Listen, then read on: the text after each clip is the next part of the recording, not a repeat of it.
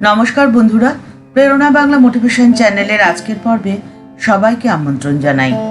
আশা করি সকলে ভালো আছেন, সুস্থ আছেন। জীবনের দুঃখ, শোক, জ্বালা, যন্ত্রণায় আপনি থাকবেন অটল। আপনাকে না কেউ পারবে বিভ্রান্ত করতে, না কেউ পারবে আপনার সংকল্প থেকে আপনাকে সরিয়ে দিতে। কারণ যার জীবনে দুঃখ নেই, সে সারাটা জীবন দুগ্ধ ফেননিব শয্যায় তো ঘুমিয়ে কাটালো। সেটা কি একটা জীবন নাকি? জীবন মানে তো সংগ্রাম, প্রতি পদে সংগ্রাম। হয়তো সেই সংগ্রামে পরাজয় আছে, কিন্তু না, তাতে দমা চলবে না। আবার চেষ্টা করো, করতেই থাকো, যতক্ষণ না সাফল্য আসছে। এই কথা বলেছেন স্বয়ং স্বামীজি। স্বামীজি বলছেন, পূজা তার সংগ্রাম অপার, সদা পরাজয় তাহা না ডরাক তোমা। চূর্ণ হোক স্বার্থ সাধ মান, হৃদয় শ্মশান নাচুক তাহাতে শ্যামা। স্বামীজি বলছেন, নাচুক তাহাতে শ্যামা। শ্যামাকে নাচতে দিন, অর্থাৎ প্রতি পদে দুঃখ আসুক, বিপর্যয় আসুক, যন্ত্রণা আসুক, যা তোমাকে বিদ্ধ করবে, তোমাকে ক্ষত বিক্ষত করে দেবে, কিন্তু তবুও তুমি স্থির হয়ে মাথা উঁচু করে থাকবে। তোমাকে যেন তা ভয় দেখাতে না পারে কখনো, তুমি যেন কখনো ভীত হয়ে না যাও। আর এটাই হচ্ছে আসল ধর্মের বাণী। জীবনের শত জ্বালা, যন্ত্রণা, দুঃখের মাঝেও নির্বিকার অবিচল থাকার শিক্ষা পেয়েছেন ঠাকুর এবং মায়ের ভাব ও আদর্শে। আর সেই ভাব ও আদর্শকে সারা বিশ্বময় ছড়িয়ে পৃথিবীর প্রত্যেকটি মানুষের জীবনকে নতুনভাবে উজ্জীবিত করেছেন স্বয়ং স্বামীজি। বিপদে মোরে রক্ষা করো, এ নহে মোর প্রার্থনা, বিপদে আমি না যেন করি ভয়। কবিগুরুর এই প্রার্থনাকে কিভাবে জীবনের মূল মন্ত্র করে নেওয়া যায়, সেই পথ দেখিয়েছেন স্বয়ং স্বামীজি। দুঃখকে ভয় নয়, জয় করতে হবে। কিন্তু কিভাবে? সংসার জীবনে পাড়া প্রতিবেশী, আত্মীয় স্বজনের বিরূপ মন্তব্য বা আচরণ আমাদেরকে আহত করে, দুঃখ দেয়, আর আমরা অস্থির হয়ে যাই। তাদের সঙ্গে হয়তো মনোমালিন্য হয়, কিন্তু এসবের মাঝখানেও নিজেকে কিভাবে শান্ত রাখা যায়, সেই শিক্ষা দিয়ে গেছেন স্বয়ং মা শারদা। মা তার ভাইদের জন্য তো এত করতেন, কিন্তু তাদের কিছুতেই তৃপ্তি ছিল না। তারা মনে করতেন মা যেন একটা টাকার গাছ, কোনো মতে একটু নাড়া দিতে পারলেই তা পাওয়া যায়, এবং সে নাড়া তারা খুব ভালোভাবেই দিতেন। সময় অসময় নানান অজুহাতে মায়ের থেকে টাকা চেয়ে বসতেন। তাদের তৃপ্তিহীন বাসনা এবং তার জন্য মায়ের সাথে তাদের ব্যবহারে মা মনে মনে যেমন দুঃখ পেতেন, তেমনি যার পণ্যায় বিরক্তও বোধ করতেন। একদিন মা বললেন, ওদের কি আর নিবৃত্তি আছে? ওদের কিছুতেই নিবৃত্তি হবে না, শত দিলেও হবে না। সংসারী লোকেদের কি আর নিবৃত্তি হয়? ওদের ওখানে কেবল দুঃখের কাহিনী, কেবলই টাকা টাকা করে। ভাইদের এরকম ব্যবহারে মা মনে মনে অত্যন্ত বিরক্ত হলেও মুখে কিছুই বলতেন না, কারণ তিনি ভাইদের খুব স্নেহ করতেন। কিন্তু তবুও মা একদিন দুঃখ করে বললেন, ওরা না কেবল টাকা টাকা করেই গেল, কেবলই ধন দাও ধন দাও, ভুলেও কখনো জ্ঞান ভক্তি চাইলে না। ঠিক আছে, যা চাইছিস তাই নে। অন্য এক সময় মার একজন ভক্ত মাকে প্রশ্ন করলেন, মা, ওরা এত আপনার সঙ্গে থাকেন, কিন্তু তবুও এতটুকু জ্ঞান কেন হয় না? মা উত্তরে বললেন, বাঁশ, শিমুল, তাল গাছ, চন্দনের কাছে থাকলে কি হবে? সারবান বৃক্ষ হওয়া চাই যে। জীবনের হাজারো দুঃখ, কষ্ট, জ্বালা, যন্ত্রণায় নির্বিকার অটল অবিচল থাকতে গেলে আপনাকেও চন্দন গাছ হতে হবে। শাল, শিমুল, পলাশ হলে যে চলবে না। আর চন্দনের গাছটি হতে গেলে আপনাকে যে ধর্ম পথে চলতে হবে। ধর্ম কি বলে বলুন তো? ধর্ম বলে আমাদের জীবনের যন্ত্রণা যে আমাদেরকেই সহ্য করতে হবে। ঘ্যান ঘ্যান করে লোকের কাছে তা বলা একদম চলবে না। ভগবান রামচন্দ্র কত সহ্য করেছেন, কারো কাছে কি বলেছেন কখনো? জীবনের দুঃখ কষ্টে অবিচল থাকতে গেলে তোমাদেরকে একটা জিনিস শিখতে হবে। এ কথা বলছেন স্বয়ং স্বামীজি। স্বামীজি বলছেন, তোমাদেরকে হাসতে শিখতে হবে। আমরা যে সাধারণত হাসি, এ হাসি সে হাসি নয়। স্বামীজি বলছেন যে তোমাকে দুঃখের মধ্যে, যন্ত্রণার মধ্যে, অপমানের মধ্যে, অপযশের মুহূর্তে বিপর্যয়ের মুহূর্তে হাসতে হবে। তোমাদের যন্ত্রণাকে উপেক্ষা করতে জানতে হবে।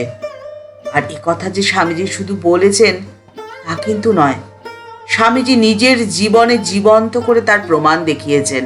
স্বামী পূর্ণানন্দজি লিখছেন, চন্দননগর থেকে প্রকাশিত একটি ম্যাগাজিনে একটি ঘটনা পড়েছিলাম। ঘটনাটি বর্ণনা করেছেন একজন ফরাসি ভদ্রমহিলা। ফরাসি থেকে ইংরাজিতে অনুবাদ করে ওই ম্যাগাজিনে বেরিয়েছিল। ভদ্রমহিলা ক্যান্সারে আক্রান্ত। প্রত্যেক দিন তাকে অসহ্য যন্ত্রণা ভোগ করতে হয়। যখন এই যন্ত্রণায় তিনি খুব কষ্ট পাচ্ছেন, তখন তার সাথে দেখা হয়েছিল মিস ম্যাকলাউডের। মিস জোসেফিন ম্যাকলাউড স্বামীজির আমেরিকান অনুরাগিনী, খুব ব্যক্তিত্ব সম্পন্ন অভিজাত মহিলা। তিনি নিজেকে বলতেন স্বামীজির ফ্রেন্ড। তিনি ওই ফরাসি মহিলাকে স্বামীজির কিছু বই দিলেন আর বললেন, তোমার যখন খুব যন্ত্রণা হবে তখন তুমি এই বইগুলো পড়ো। এই বইগুলো পড়তে পড়তে তুমি তোমার যন্ত্রণাকে ভুলে যাবে। সেই ফরাসি ভদ্রমহিলা বলছেন, মিস ম্যাকলাউড আমাকে স্বামীজির বইগুলো তো দিয়ে গেলেন, আমি বইগুলো পড়ছি, কিন্তু যন্ত্রণা এতটাই প্রবল এবং এতটাই তীব্র যে ওই বইগুলো আমার পড়তে ভালোই লাগে না। একদিন যন্ত্রণা ভীষণ রকমের বেড়েছে, আর যেন সহ্য করতে পারছি না। ভাবছি আবার স্বামীজির ওই বইগুলো পড়ে দেখব, যদি যন্ত্রণাটি ভুলতে পারি। আবার চেষ্টা করলাম, কিন্তু এতটাই যন্ত্রণা যে বইগুলো আর পড়তেই পারছি না। আমি কাঁদছি, অকাতরে কাঁদছি আর ভাবছি আমি তো আর সহ্য করতে পারছি না। ঠিক এমন সময় স্বপ্ন দেখলাম যেন স্বামীজি দাঁড়িয়ে রয়েছেন আমার শয্যা পাশে। সেই উন্নত মস্তক, গৈরিক বসন, মাথায় পাগড়ি, দাঁড়িয়ে আছেন মাথা উঁচু করে সামনে, মুখে মৃদু মৃদু হাসি। মহিলাটি ভাবছেন আমার এরকম যন্ত্রণা আর আপনি এরকম করে হাসছেন। আপনার এতটুকু কষ্ট হচ্ছে না যে আপনার বই পড়ে আমি আমার যন্ত্রণাকে কমানোর চেষ্টা করছি, কিন্তু কিছুতেই যে পারছি না, আর সেই আপনি আমার যন্ত্রণার সময় এরকম করে হাসছেন। আমার যন্ত্রণাকে নিয়ে আপনি উপহাস করছেন।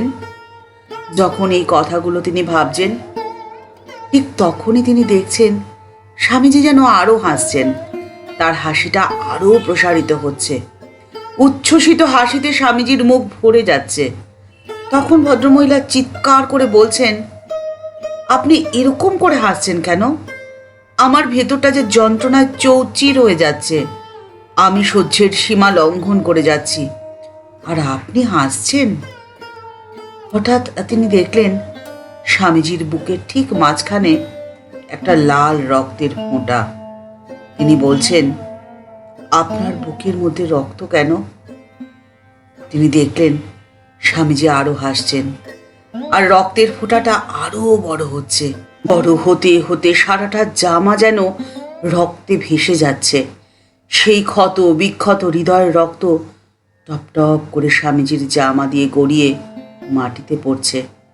আর স্বামীজি হা হা করে অট্ট হাসিতে যেন ফেটে পড়ছেন।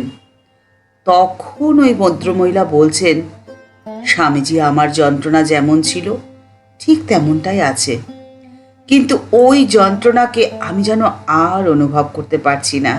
কারণ আমি দেখছি এত বড় যন্ত্রণাকে উপেক্ষা করে, উপহাস করে আপনি আমার সামনে হাহা করে হাসছেন, নিজের যন্ত্রণাকে অগ্রাহ্য করে হাসছেন। অর্থাৎ আপনি আমাকে বলতে চাইছেন আপনার ভেতরেও অনেক যন্ত্রণা, সেই যন্ত্রণা থাকা সত্ত্বেও আপনি এরকম করে হাসতে পারেন।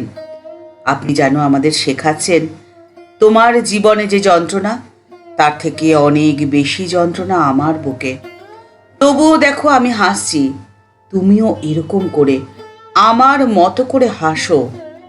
আপনার বার্তাটি এখন আমি বোঝার চেষ্টা করছি। আপনি আমাকে এই বার্তাটি দিয়ে গেলেন।